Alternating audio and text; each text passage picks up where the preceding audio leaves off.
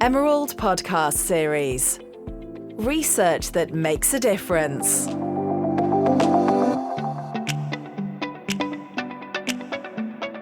Hello, welcome to the Emerald Podcast Series. My name is Thomas, and my guests today are Vicky Demos and Marcia Texler-Siegel, who are the series editors of Advances in Gender Research from Emerald Publishing.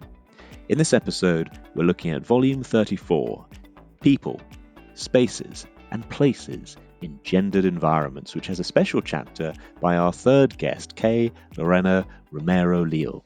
She co-authored Indigenous Women and Climate Change in the Colombian Amazon with Julian Nera Carreno.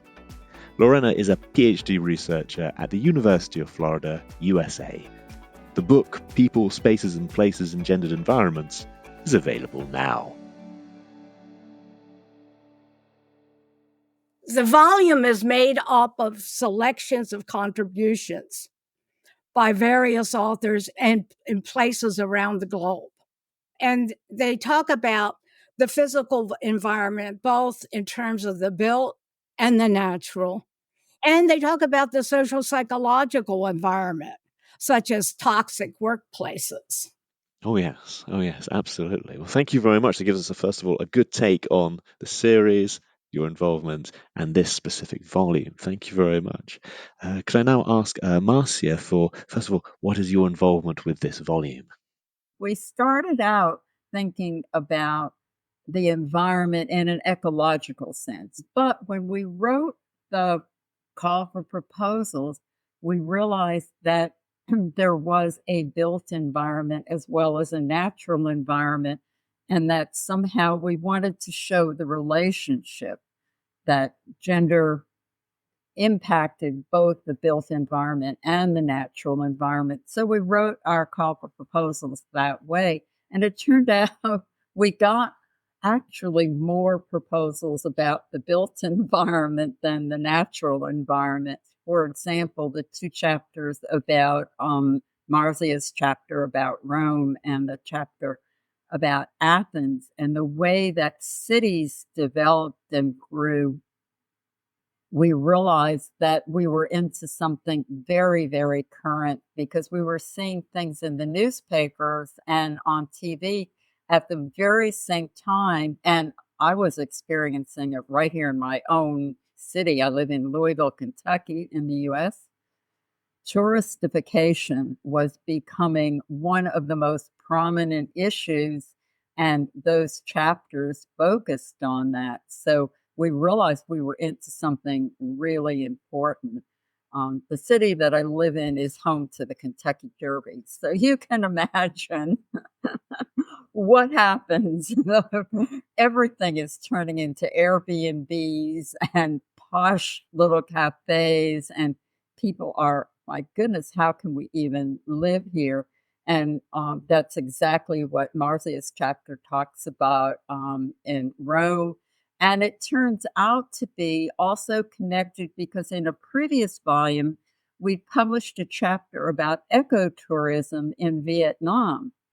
And that same thing was happening in rural villages where people were coming in to do ecotourism in rural villages, which sounds like a great thing. But it was disrupting everyday life. It was making opportunities for some of the tour guides to work, but it was also disrupting family life and regular agriculture and whatnot. So everything sort of came together here. Yes, absolutely. I must say, I've never made it to that horse event, and I hope one day I can. I do have a mint julep every year in honor of the Kentucky Derby. Okay. Thank you very much. I hope when I do so, I'm an environmentally conscious tourist as well. So now seems a perfect opportunity to introduce our third guest today. Lorena, hello. Hello, thank you so much for the invitation. I'm really happy to be here sharing my work. Regarding how I started looking at gender and environment, I was when I was a bachelor student in sociology in Colombia. I was part of a student group co-founded by student indigenous students from the Colombian Amazon. So I decided to join this group and started to have an advocacy work in the Colombian Amazon. So from this idea that academic people should work with indigenous and local communities, I decided to build my career. So after many years, at the end, I decided to become an anthropologist. And I think that to understand what is happening in that region, in the Colombian Amazon, we should look at the social, but also the ecological dimensions of the present situation of the region. Um, Obviously, link this conjuncture with the current environmental crisis that we live in this planet. So this is part of the motivations behind my current interest in feminist political ecology and decolonial studies. Thank you very much. Thank you very much. So, all three of you now fully introduced. And a question for anyone who wants to answer. The volume focuses on, well, ecofeminism. I think a lot of people have an idea about environmentalism. A lot of people have an idea of feminism. Can anyone explain to me what is ecofeminism? What makes it a unique field? There's one particular chapter in the book that is the eco-spirituality, ecofeminist chapter. And ecofeminism has to do with, and I'll begin this. I'm sure that Marcia can add to this, but it has to do with the recognition of the environment having to do with taking care of the environment as a feminist endeavor, taking care and nurturing the environment and stewarding the environment as a feminist endeavor. It's in this particular chapter of ecofeminism, eco-spirituality, there's a criticism of the masculinist view of the environment, that the environment should be exploited. An ecofeminist point of view is that there's an interrelatedness between humans and the environment, that there is a relationship between them, and that relationship should be honored. I see. And I'm interested, so that gives us an idea of ecofeminism, and also you mentioned the spirituality. That's an interesting dimension as well. Yeah, well, and I think it's, as I was talking about that, it's difficult to in my mind, to separate it from the eco-spirituality. And in this particular chapter, and the chapter is by Esme or Kaya, Jared Levasseur, and Paul Poulet. They're the three authors, and they're located in Australia. And they have their eco-spirituality has to do with an earth-based spirituality. And they're critical of the Abrahamic religions, that they're patriarchal, that they don't honor the earth. You find that the leadership positions in the patriarchal religions are taken up by men. And they say an eco-spirituality is more with the honoring of the land of many indigenous religions, such as the Australian Aboriginal dreaming or American Indian two-spirit part of religion. And that gets into also the eco-feminist part. So I think that in this particular chapter, there's a very close tie between the two. Yeah, I think a very quick way of grasping that is a very short little essay in the book by Clara Rodriguez It's not even a real chapter. It's kind of a personal reflection. She started to write a chapter, realized she did not have time to do that, but gave us this personal reflection of how thinking about the lessons her mother taught her as she was growing up helped her to understand her relationship to the environment.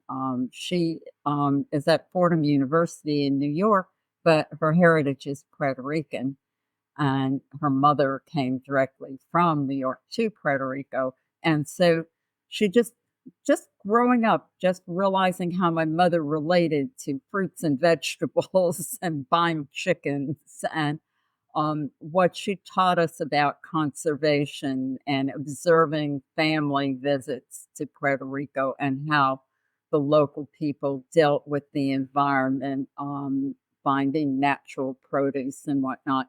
And that really struck home to me because of the times that I've spent in sub-Saharan Africa, where I myself was picking mangoes or avocados or whatever off of trees and living more in the land than we tend to do here.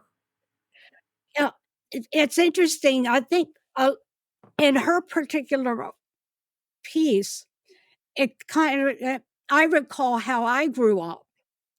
And one thing that was really struck me was that when her mother bought a poultry, and usually they went to a market in the South Bronx, and there they found a live, and she picked out a live chicken, and then it was slaughtered, and then she brought it home, and the whole thing was slaughtered, and she brought the whole thing home, and they ate everything.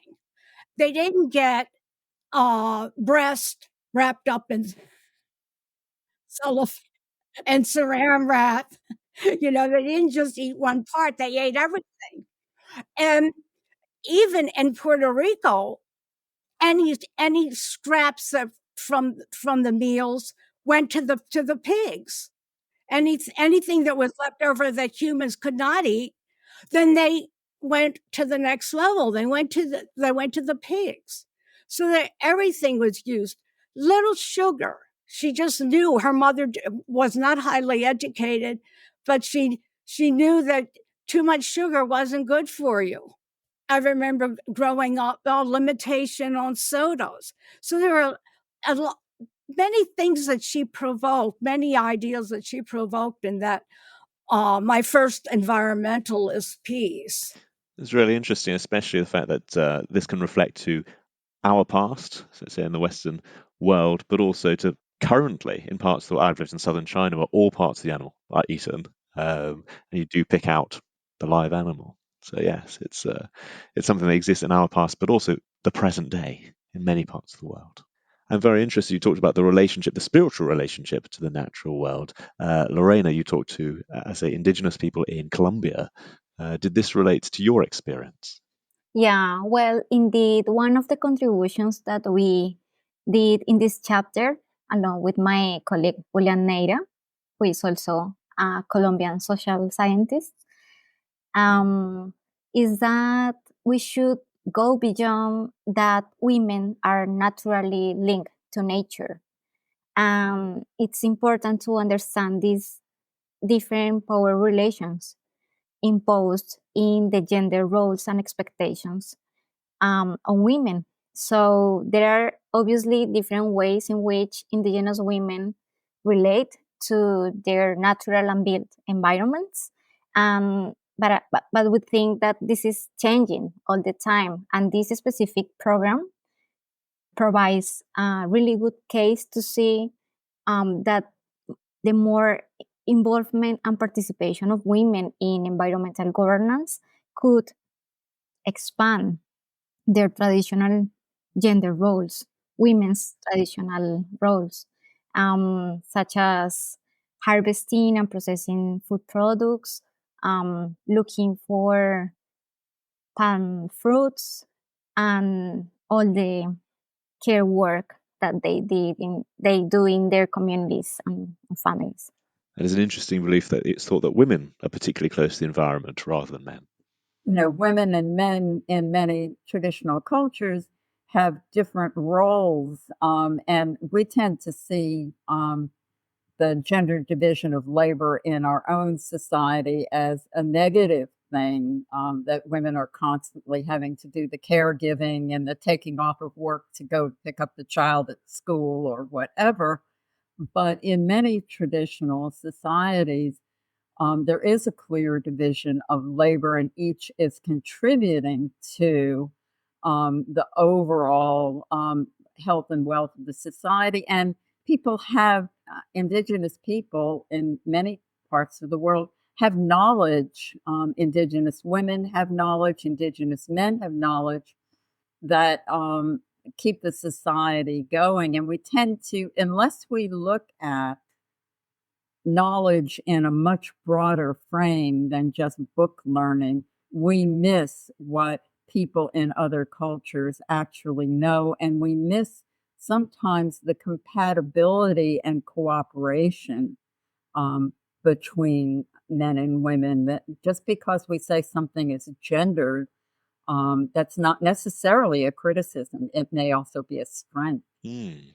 I'm interested, that does relate to, and I realize this was 20 minutes ago that it was raised, but I think both you and Vicky talked about how you started out with women's studies and it's moved into gender studies. Could you pick apart the difference between those two terms? Oh, for sure. When we started, the kind of catchphrase was, let's do something more than add women and stir, because that's exactly where this whole thing started. Where, for example, when you looked at social mobility, when you looked at, they would compare um, what fathers did for a living to what their sons did for a living. And then they would compare what a woman's husband did for a living compared to what her father did to gauge her social mobility without ever asking, what does she do for a living? Are you just assuming she's a homemaker, a teacher, or a nurse? Or is there something going on here? So at first we were just look at what women are doing. Look at women separately from men. See what's going on in women's lives. And then people would say, but we don't have the data. Well, you're looking at the wrong data. If you just look at the past and the present in terms of official statistics or in terms of the research that's been done, but what about looking at diaries, memoirs, even quilts, to see, look at the handiwork of women, look at the traditions that women have started, look at the daily lives of women. So at first it was just, let's put the women in there. They're not even there. You can't even find them in the research. So that was the first step.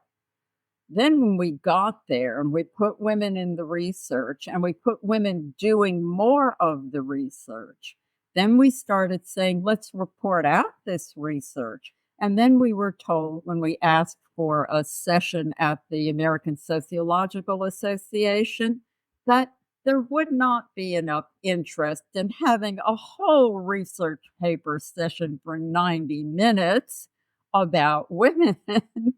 And we replied, yes, there would be. Let us show you. And so we began fiercely demanding that we have time and space. An article that I wrote with a colleague in a collection on new trends in sociology. This was in 1980, I believe. The author was doing a special issue on new trends in sociology of one of the major journals. And we wrote a proposal saying we'd like to have women's studies included. And he wrote back and said, sorry, that's not relevant. But then when he turned the special issue into a book, he came back to us and asked, could he now have our article? So we gave it to him. But at that point, we began realizing there was more. Okay, we pushed women's studies into the view, but we were now beginning to see that we were hearing, for example, from our colleagues of color that we were just writing about white middle class women because we were white middle class women, and that we were not hearing from our colleagues of color. And so we began to look at that, about the intersectionality of women's lives, of the differences between middle class women and working class women, or women, white women and women of color. Again, looking at those things. And so things got broader. Then we began hearing from people who were questioning the gender binary and saying, wait a minute, where are we? Suppose we're not just identified as cisgender women and cisgender men, but there's more going on here about sexuality and about breaking the binary. So that's how women's studies kind of morphed into gender studies as we began looking more broadly, admittedly starting out basically as white middle class women. Thank you very much for sharing. And of course, now we are 30 odd volumes in through this series, Advances in Gender Research. Yes, exactly. I'm wondering if when your younger colleagues come in, new researchers, people who are just coming through, can they relate to this world? What is their perspective on your experience? Well, they have they're coming in with a different background from from our background. So we get informed and educated as we make calls for papers and look in different areas. Recently, we're seeing a lot in terms of trans studies as a part of gender studies, and a lot of interest in that. What is the relationship between sex, sexuality, and gender? We're kind of assigned by a cursive look at birth. The doctor looks at the anatomy of the child, and that anatomy isn't always very clear. But traditionally, we get categorized as either being male or female, even if that anatomy isn't clear. There is a decision that is made because it has been thought to be sacred. And as we start to explore issues of gender, we get into a lot of controversy because people have held these things so sacred that it's a shock to them frequently to be able to understand that not everybody thinks this way. Not everyone feels that they are the gender they were assigned at birth.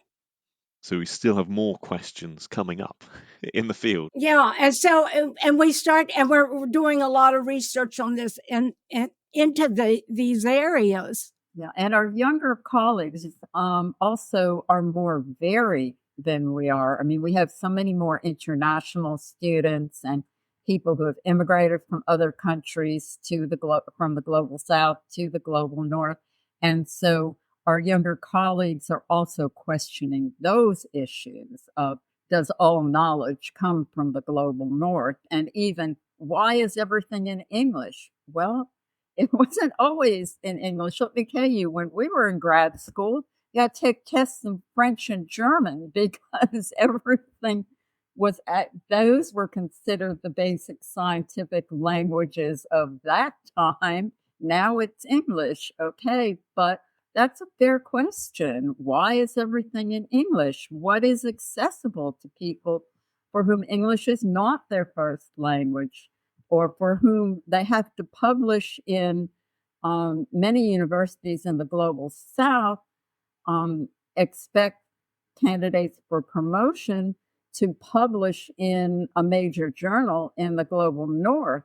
Well, that's not an easy thing to do. Yeah, there's a lot of concern about colonialism and the neo-colonialism, and that's part of that conversation.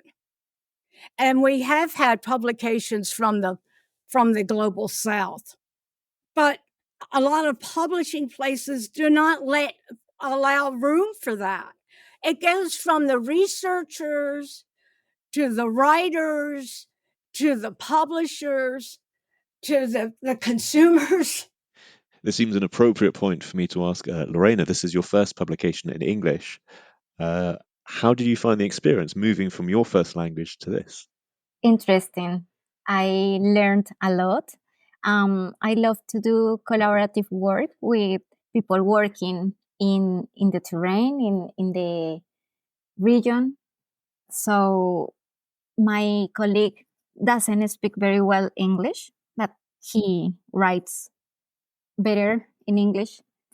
So for that reason, I'm just the only person, the only author of this chapter here. But for me, it was a challenge because obviously I'm studying my doctoral program at a US-based university, University of Florida, and I have to write all my assignments in English. So obviously I need to be better at this, but I think that it's a really big gap between writing your assignments in English, but going and publish the results of your research. It's totally different because, academic English is so different if you compare, for example, with academic Spanish. So I can say that I already published some research results of a study on indigenous women's organizations, because before this research work I did with two other researchers, activists, mapping of these kind of organizations. But the format and the length of the documents were totally different. So it was a very enriching experience. Absolutely. And for me, even in my undergraduate, I was drawing on Turkish sources, as that's my second language, and the format is different. The conversation is different. Terminology is very different. So that affected the way I wrote in English because the sources I was drawing upon. So were you able to draw on Spanish sources or? Yeah, the idea was to include even literal quotations from indigenous women. And I think we did a really good job because from this previous work, we had more than 40 interviews of indigenous women leaders. And we wanted to show their perspective as well. Yeah, that's absolutely a new contribution to the field, but especially new in English as you present it. Are there any other chapters that you'd like to highlight? One that we did not talk about was the home-based sex workers in Punjab, India. The relevant environment for them was the home. And in that home, they were doing both family work and their paid work. And Rakana Sharma, the author of the chapter, talks about how she makes a case for the dignity and human rights of the sex workers. And she notes that for poor women in India who do not have very much education, sex work is the best kind of work that they can do in terms of a livelihood in order to provide for their families. And so the reason for the work is for the money that is really needed for the families. And sex work is illegal in India, but these workers work under conditions that are sometimes very risky. They're vulnerable to STDs, HIV virus, and abuse in other ways, rape. And she argues for intervention.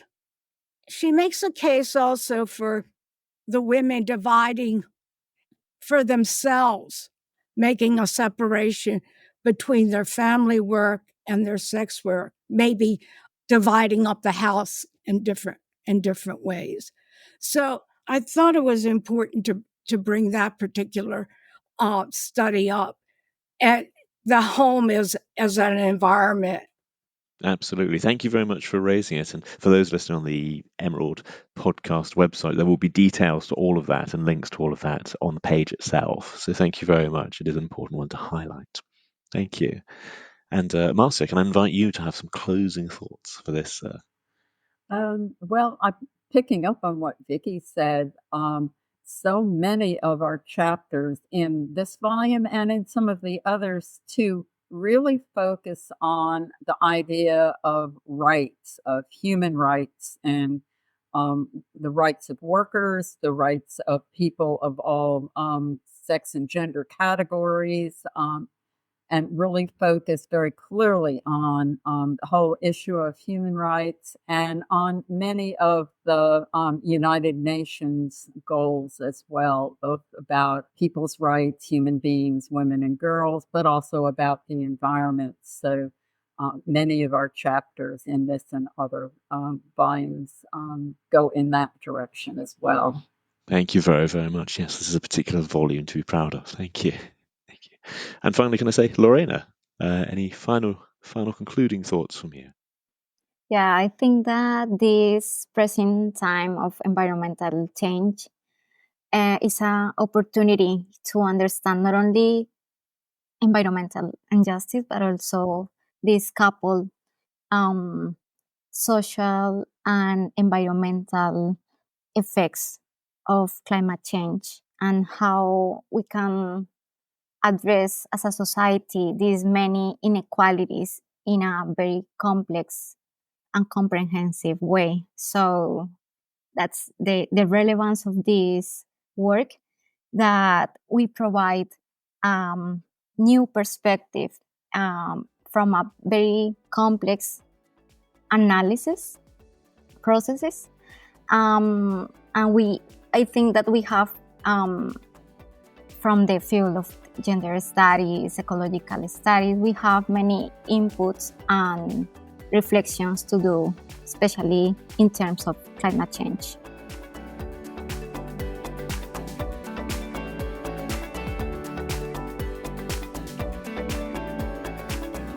Thank you for listening to today's episode. For more information about our guests and for a transcript of today's episode, please see our show notes on our website.